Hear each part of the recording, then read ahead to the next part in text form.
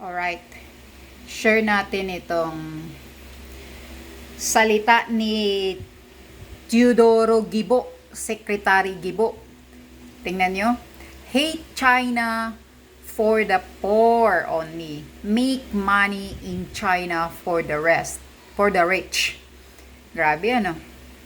At saka parang binabantaan niya na dito ang mga vloggers na wag magsalita kung ano ang mga kabutihang ginagawa ng China. Grabe Parang martial law na talaga ito, dictatorship ang ginagawa ninyo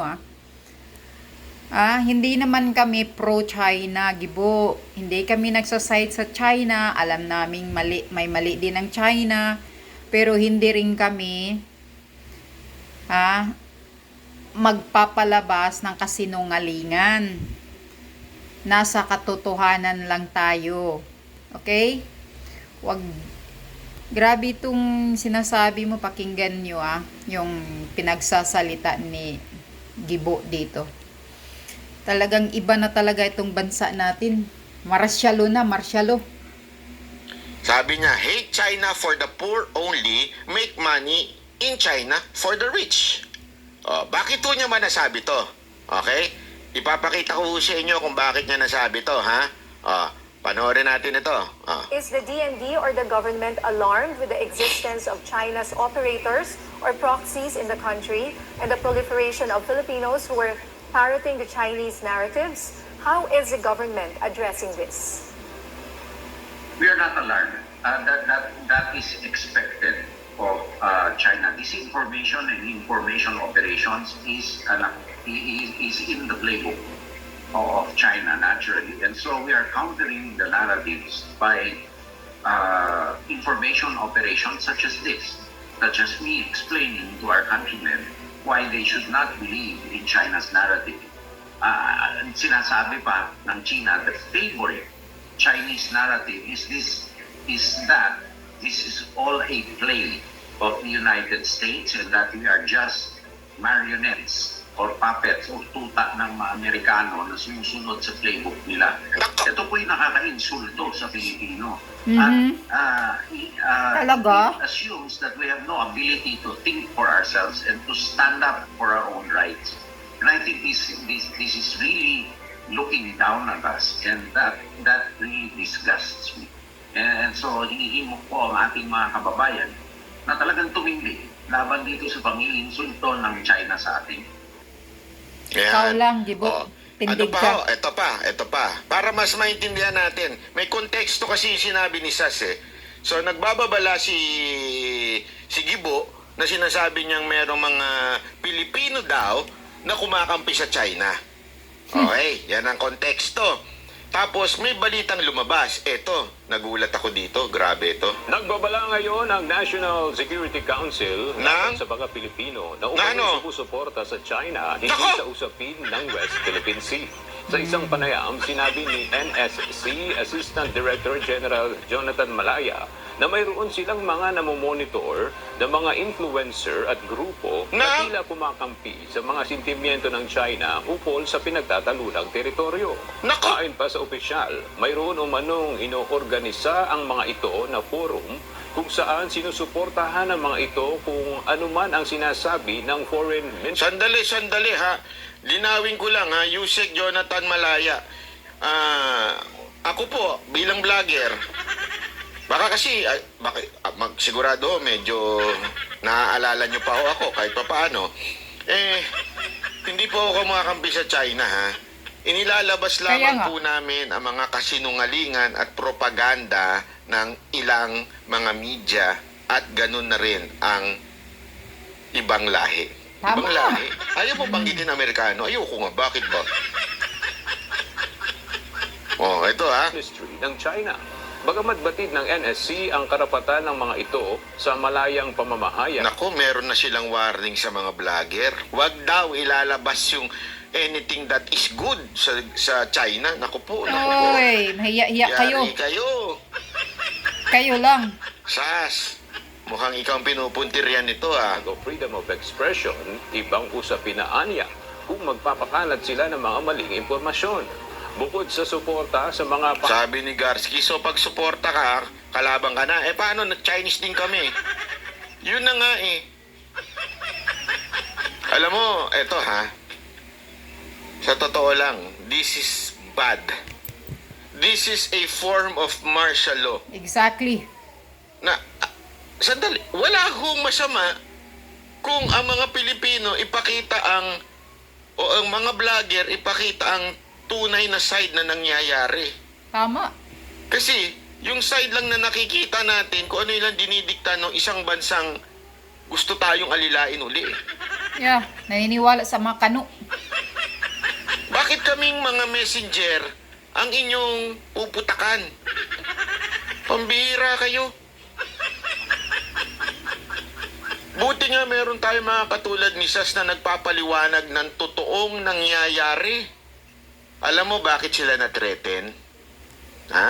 Alam niyo kung bakit? Kasi, isipin mo ha, unang lumabas yung video kay Sas. Kaya Si nga. Sas eh, may connection eh. Tapos nasa China pa si Sas, di ba? Totoo. Actually, biniro ko si Sas dyan eh. Sas, ikaw ba ay talagang membro na dyan? Membro ka na ba dyan talaga? Saan mo nakuha tong video? Sabi niya, secret! Hindi ba nakita niya yung video na yon? Yung unang lumabas na video na nandun sa barko ng China? Ibig sabihin talagang galing sa China yung video. Di ba? Eh si Sas lumabas. Si Sas din talaga walang niya din eh. Siya unang naglabas ng video. Tapos kinabukasan, yung video na yon inilabas na sa news, galing na sa China government. Okay. Kaya Sas, pala, magpaliwanag ka. kaya pala, inis. Naiinis si Gibo.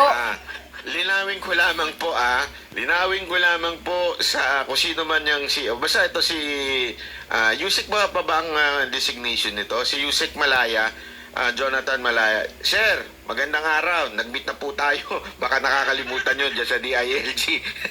Nung tayo po ay tumutulong pa sa federalismo.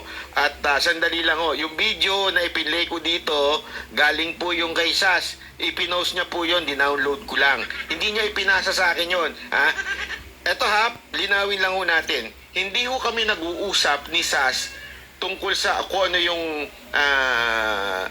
ikikerry ko na balita. Bakit to? Eto, hindi naman ho ito lingid sa kaalaman ng iba. Meron kami pinagkaiba ni Sas pagdating sa ibang mga prinsipyo. Actually, nag-away pa nga sila ni Mocha doon dahil doon eh. O kung maalala nyo. Kasi alam naman natin si Sas, pagdating mo sa issue ng gender, medyo sensitive po siya dyan at talagang ipinaglalaban niya yan. At kami naman, hindi rin naman kami agree doon. Kaya naglalaban kami dyan. Kaya hindi ho kami nag-uusap, bay, i-carry mo to. Hindi. Minsan, iniisnab pa nga ako niyan eh. Mine-message ko yun. Sabi ko, hoy Sas, mag-interview naman kita. Hindi ako sinasagot minsan. Totoo, walang biro ito ha. Just to be honest, hindi ko kami ganun. Namimili lang ako kung ano yung kakargahin ko. Kaya nga sabi ko nga sa inyo eh, sa ibang prinsipyo, hindi ko pinaniniwalaan yung sinasabi ni Sas. Pero pagdating sa foreign relations, malaki ang tiwala ko sa kanya kasi pinag-aralan niya yun. Pinag-aralan niya yun, nagtuturo siya doon, talagang eksperto siya. Hindi ko siya katulad ni... Nanonood pa naman yung nanay nito. Nay, pasensya na, Nay, ha? Banggitin ko lang yung pangalan ng anak nyo. Hindi mo siya katulad ni Hidarian. Hindi kasi followers daw natin si nanay, eh. Siyempre, mawalang galang na po, Nay. Ha? Malayo po kasi. Hindi ko naman sinabing bobo po yung anak nyo. May alam naman po yung anak nyo.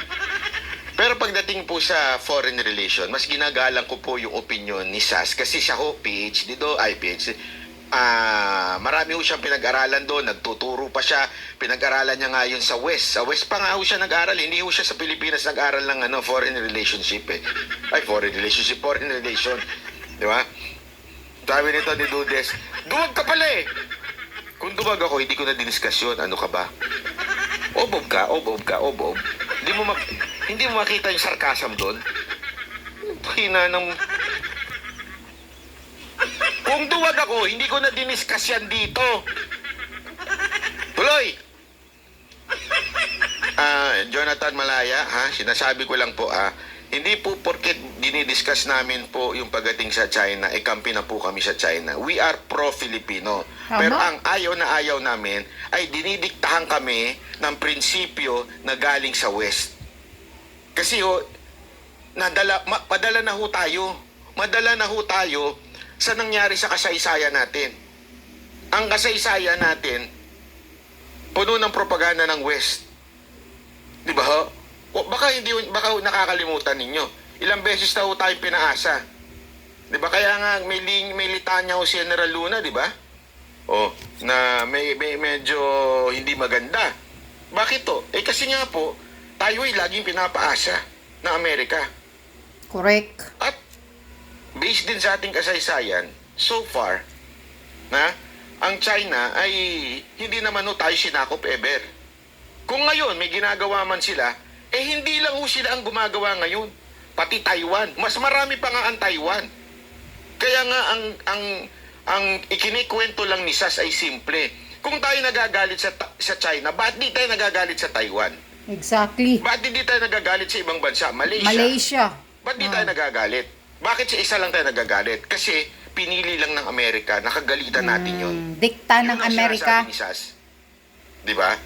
Na sana, wag nyo naman pigilan yung aming paniniwala tungkol doon. Wala kaming pagkakampi. At hindi kami nag-uusap para pagkampihan namin yun.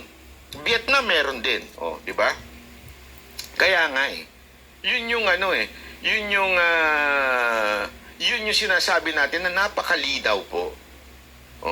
Sasama na ako sa China. Joke lang. Ayoko dun Usok-usok dun Okay. Yun lang ang ibig naming sabihin. Ang gusto namin, hindi kami gusto diktahan ninyo. Kasi nasa katotohanan lang tayo. Yung mga pinagsasabi ni Sas Rogando, alam niya yun. Dahil pinag-aralan niya yan ng mabuti, Gibo. Kaya wag kang banta sa mga vloggers na wag magsalita tungkol sa West Philippine Sea. Ano kayo, martial law? Ipapatikom ninyo sa amin, patatahimikin niyo kami sa aming mga, karapatang magsasalita? Iba na itong gobyerno ngayon at parang diktador na Gusto nila sila ang masusunod.